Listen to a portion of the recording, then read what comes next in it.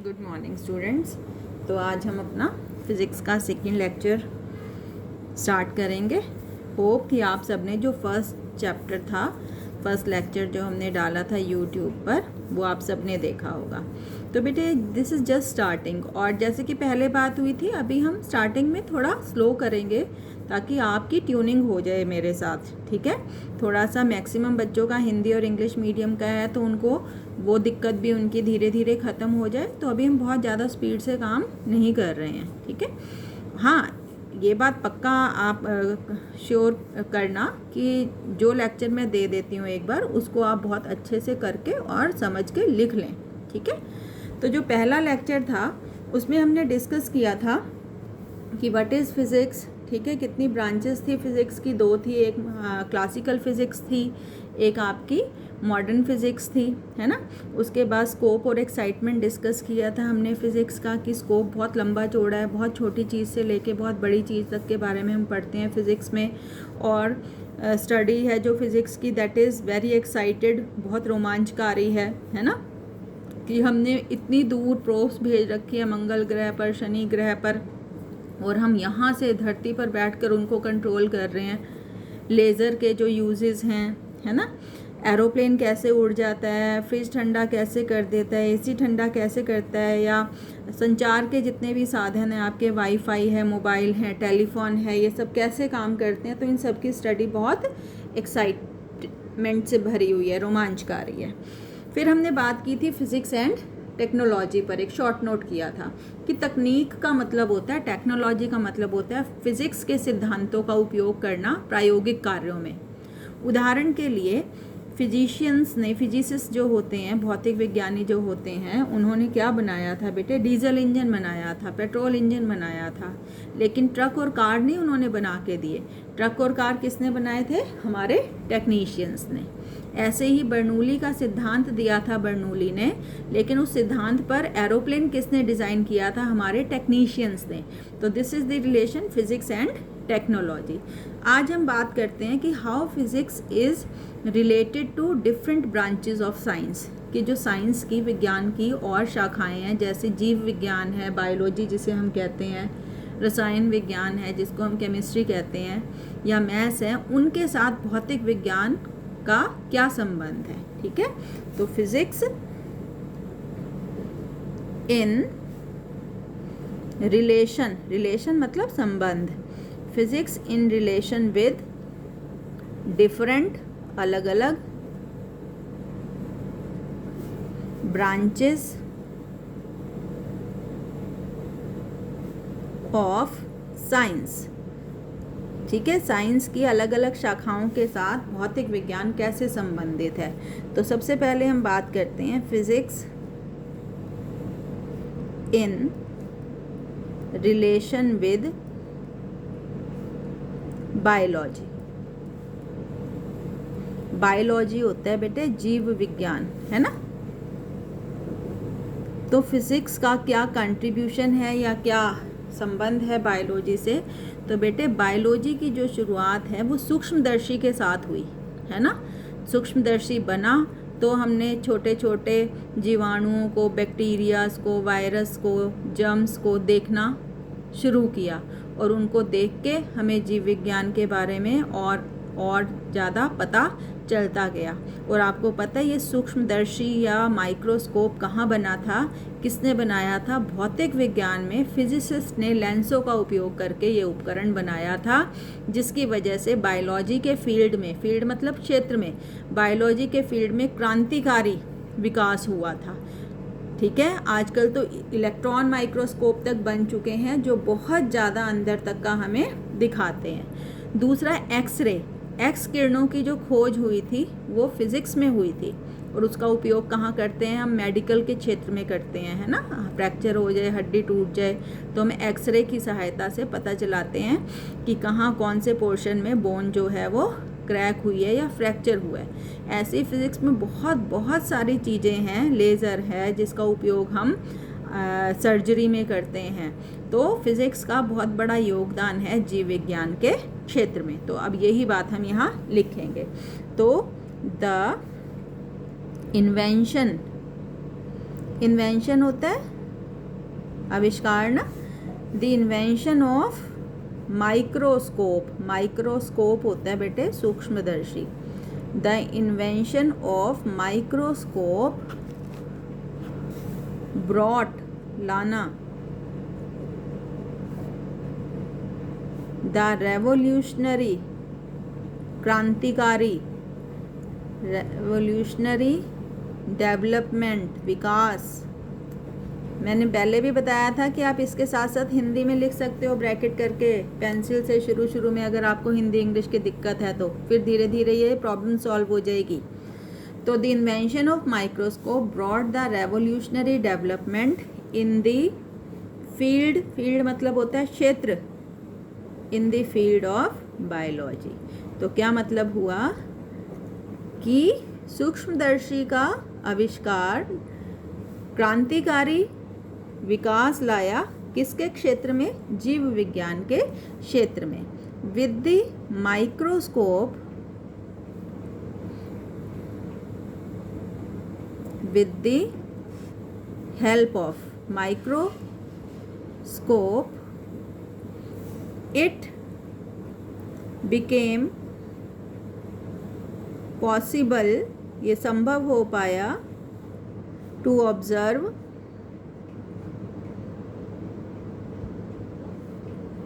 Bacteria, जीवाणु जिसको कहते हैं, वायरस, विषाणु, and other micro organism, micro मतलब छोटे, ऑर्गेनिज्म मतलब जीव जंतु, ठीक है। माइक्रोस्कोप की सहायता से ही हम बैक्टीरिया को, वायरस को और माइक्रो ऑर्गेनिजम्स को देख पाए और इनसे संबंधित जो बीमारियां हैं या और कोई चीज़ें हैं उनको हम स्टडी कर पाए। और दूसरा एक और एक्सरे वाला पॉइंट लिख सकते हैं कि एक्सरेज जो होती हैं are used in medical field. X-ray की जो खोज हुई थी वो फिजिसिस्ट ने की थी, रोएंटगन ने की थी। X-rays are used in medical field to detect, क्या करने में, क्या पता लगाने में, फ्रैक्चर, फ्रैक्चर इन बोन्स, की हड्डी में कहीं कोई फ्रैक्चर तो नहीं हो गया, ठीक है। लेज़र की जो तकनीक होती है, LASER, laser are used in medical field. ऐसे ही लेज़र का यूज़ भी हम मेडिकल के क्षेत्र में करते हैं। तो ऐसे बहुत सारी चीज़ें हैं फिज़िक्स में जिसका इस्तेमाल जो है हम बायोलॉजी में करते हैं। तो ये तो हुआ physics in relation with biology. दूसरी हम बात करते हैं physics in relation with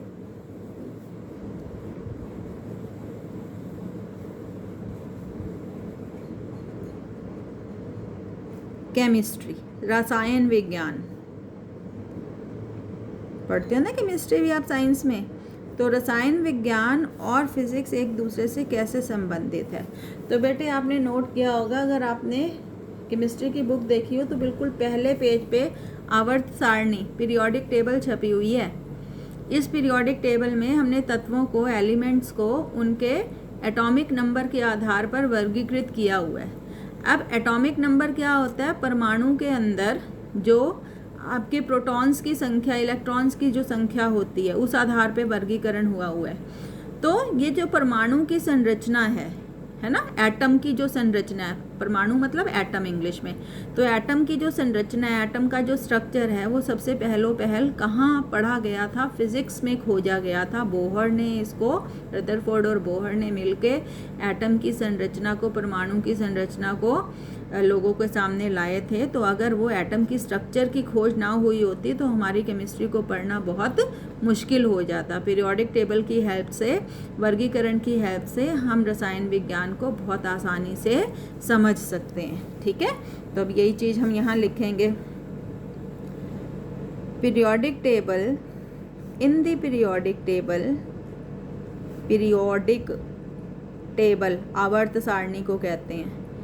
in the periodic table elements, elements होते हैं बेटे तत्व, एलिमेंट्स आर अरेंज्ड, उनको हमने वर्गीकृत किया हुआ है, अरेंज किया हुआ है अकॉर्डिंग मतलब अनुसार, according to their atomic number, उनकी परमाणु संख्या के आधार पर, into according to their atomic number, which is possible, और ये कब संभव हो पाया, which became possible only after the discovery of, discovery होता है खोज, ठीक है, इन्वेंशन होता है आविष्कार, only after the discovery of structure of atom, परमाणु की संरचना, स्ट्रक्चर मतलब संरचना, structure of atom, which was made, और ये किसने की थी ये खोज, विच was made by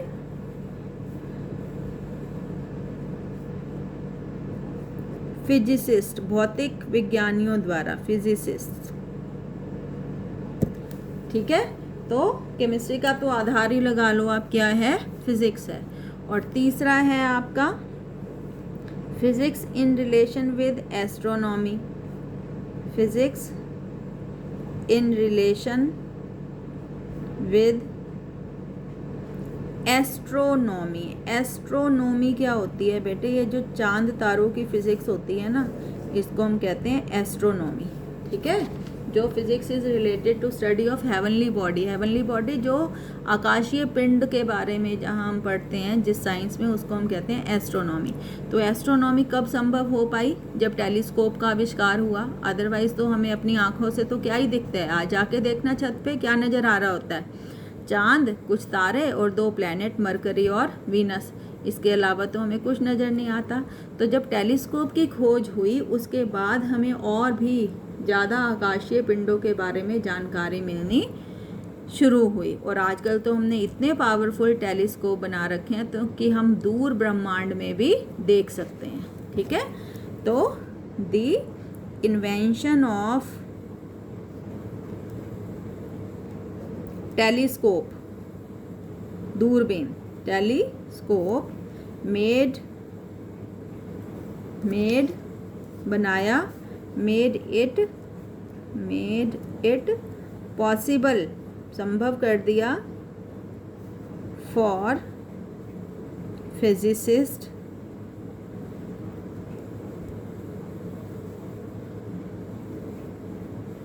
two observe far away, दूर की, फार अवे हेवनली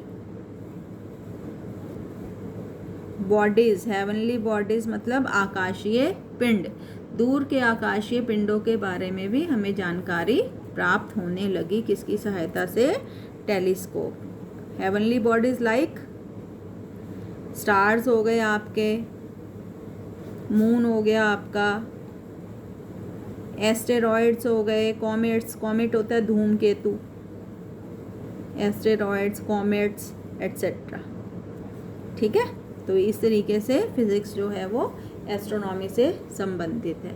और अब लास्ट है physics in relation with mathematics, physics in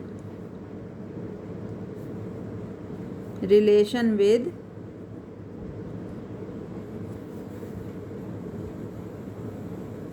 mathematics, कि मैथ्स का और फिज़िक्स का क्या संबंध है। यहाँ काम उल्टा है, यहाँ मैथ में कुछ चीज़ें हैं, मैथ्स की कुछ चीज़ें हैं, मैथ की कुछ थ्योरीज हैं जिनका इस्तेमाल हम भौतिक विज्ञान में प्रॉब्लम्स को सॉल्व करने के लिए करते हैं, ठीक है। आपने अगर ध्यान दिया होगा ना, तो ये जो फिज़िक्स की पहली यूनिट है ये तो, और ये जो रेफरेंस किताबें हैं ना हमारे पास, उसमें यूनिट 0 भी है, 0 यूनिट है मैथमेटिकल टूल्स, टूल होते हैं उपकरण। तो मैथमेटिकल टूल्स में उन चीज़ों को डिस्कस किया हुआ है मैथ्स की, जिनका इस्तेमाल हम फिज़िक्स में प्रॉब्लम्स को सॉल्व करने के लिए करते हैं। तो वो हमने अभी स्किप करी है, अभी हमने छोड़ दी है, क्योंकि जहाँ मैथ की जो चीज़ इस्तेमाल होएगी फिज़िक्स में, मैं तुम्हें वहीं पर वो कंसेप्ट इंट्रोड्यूस करके समझा दूँगी, ठीक है। तो some theories and concepts of maths, कुछ थ्योरीज और जो कंसेप्ट हैं मैथ्स के are used to solve problems in physics.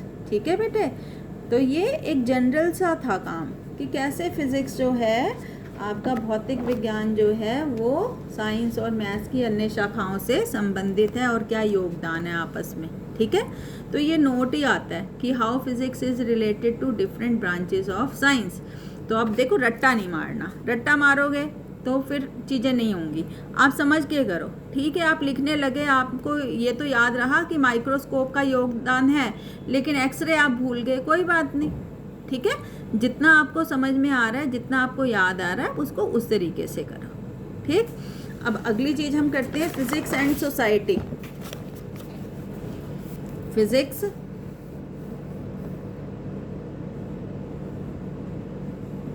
And society कि समाज और भौतिक विज्ञान अगर कोई आपसे पूछे तो बेटे ज़्यादा जो साइंस में फिज़िक्स में जो डेवलपमेंट होती हैं, मोस्टली डेवलपमेंट जो है फिज़िक्स की, वो समाज के हित के लिए बिल्कुल डायरेक्टली जुड़ी होती है ना।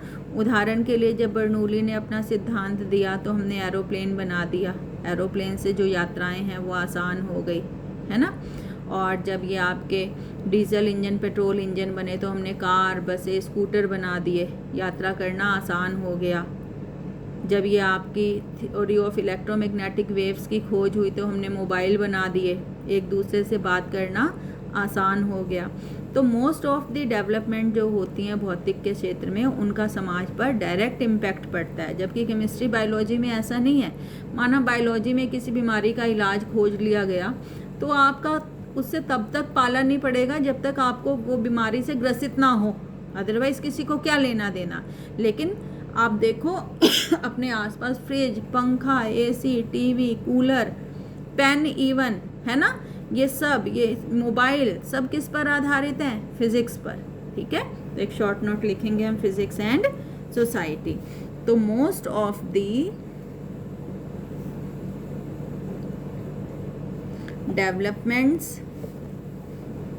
डेवलपमेंट्स मतलब तरक्की जो भी हो रही है, development NIAN, most of the developments in the field of physics, field मतलब क्षेत्र, in the field of physics भौतिक विज्ञान के क्षेत्र में, most of the developments in the field of physics have direct, सीधा, impact on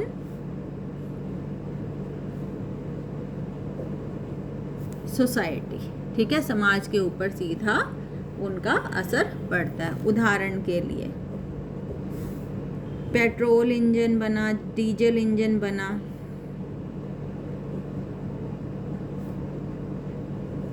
and diesel engine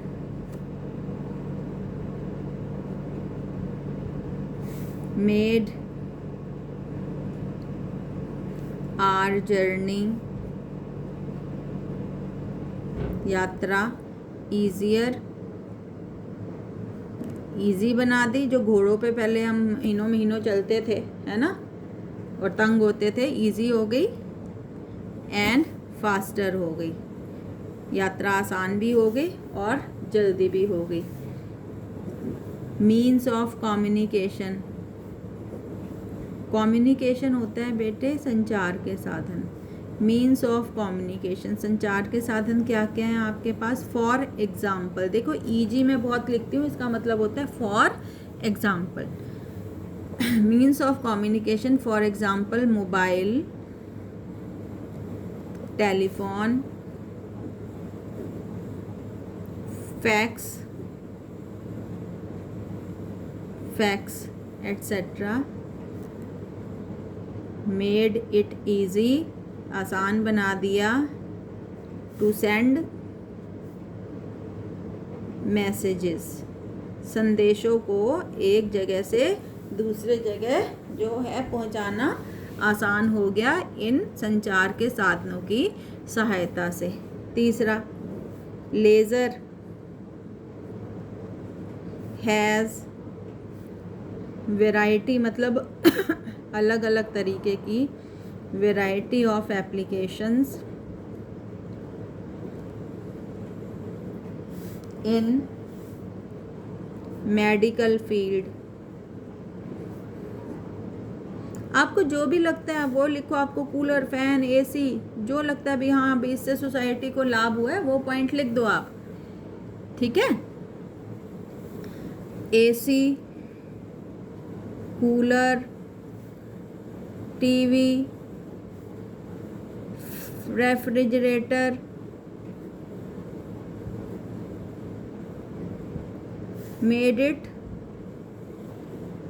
made our life, makes our life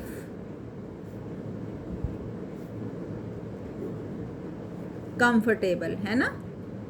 comfortable हो गई है हमारा जीवन इन सब के उपयोग से। तो जो भी आपको लगता है, रट्टा मारने की ज़रूरत नहीं है, जो आपको लगता है कि हाँ भी समाज के लिए फिज़िक्स में ये योगदान दिया, उसके बारे में लिख सकते हैं। तो this is the physics and society, ठीक है। अब एक शॉर्ट नोट है बेसिक फोर्सेस इन नेचर, कि कौन कौन से आधारभूत बल जो हैं वो सृष्टि में, नेचर में, प्रकृति में कार्य करते हैं। बेसिक, देखो जैसे इस लेसन का नाम है, इंट्रोडक्शन है ये, इसमें सिर्फ परिचय होगा, बाकी इन चीज़ों के बारे में हम डिटेल में आगे पढ़ेंगे।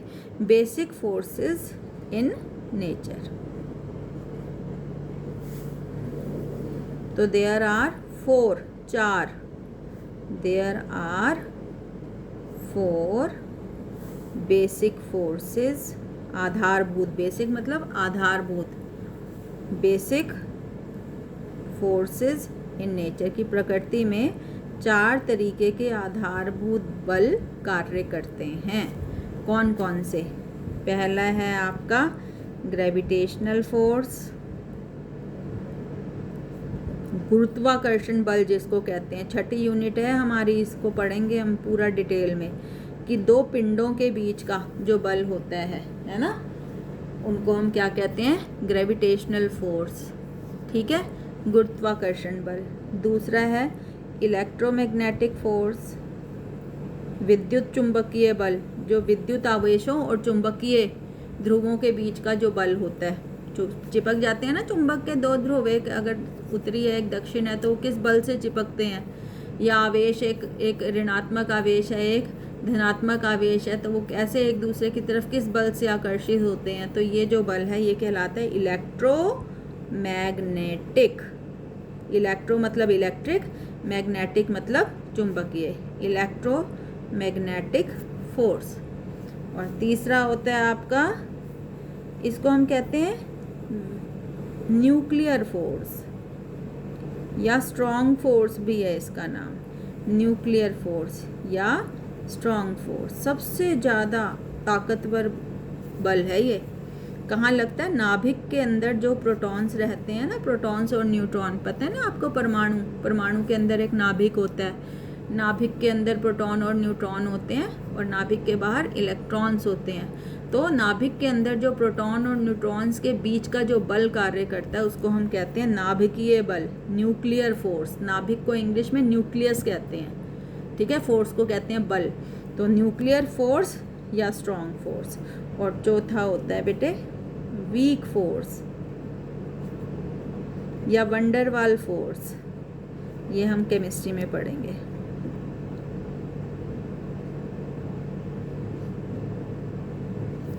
ठीक है। अब इन 4, वैसे तो और भी हैं फोर्स, फ्रिक्शन की, घर्षण का बल होता है ना, और भी बहुत सारे बल हम कह सकते हैं, लेकिन जो बेसिक जो इम्पोर्टेंट फोर्सेस हैं वो 4, एक गुरुत्वाकर्षण बल, ग्रेविटेशनल फोर्स जिसको हम कहते हैं, इलेक्ट्रोमैग्नेटिक फोर्स, नाभिकीय फोर्स और वेंडरवाल फोर्स या वीक फोर्स। इन चारों में से ये जो होता है ये वीकेस्ट फोर्स है, सबसे कमज़ोर बल जो है, वीकेस्ट फोर्स जो है प्रकृति में वो होता है ग्रेविटेशनल फोर्स। कोई आपसे पूछ ले कि what is the weakest force in nature, कि प्रकृति में सबसे कमज़ोर बल कौन सा होता है, तो वो होता है ग्रेविटेशनल फोर्स। और सबसे strong nuclear force, it is the strongest force. ठीक है, तो ये 4 बेसिक फोर्सेस हैं नेचर में। इसके अलावा कंजर्वेशन लॉज हैं, बेसिक कंजर्वेशन लॉ है फिज़िक्स में, basic conservation laws in physics. ठीक है, तो संरक्षण के बेसिक सिद्धांत कौन से हैं? तो सबसे पहले तो आपको पता है, आपने याद भी किया था छोटी क्लास में 10वीं में, कंजर्वेशन ऑफ एनर्जी, ऊर्जा का संरक्षण का नियम, कि एनर्जी ना तो पैदा की जा सकती है ना नष्ट की जा सकती है, एक फॉर्म से दूसरे फॉर्म में चेंज कर सकते हैं, तो इसको हम कहते हैं कंजर्वेशन ऑफ एनर्जी। दूसरा होता है बेटे कंजर्वेशन ऑफ चार्ज,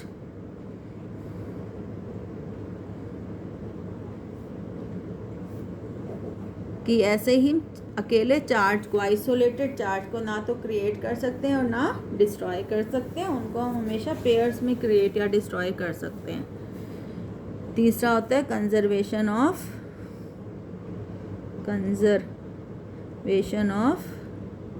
मोमेंटम, संवेग का संरक्षण का नियम, कि अगर हम किसी सिस्टम पर बाहर से कोई बल ना लगाएं तो उस सिस्टम का जो मोमेंटम है, जो संवेग है, वो संरक्षित रहता है, ना बढ़ता है ना कम होता है।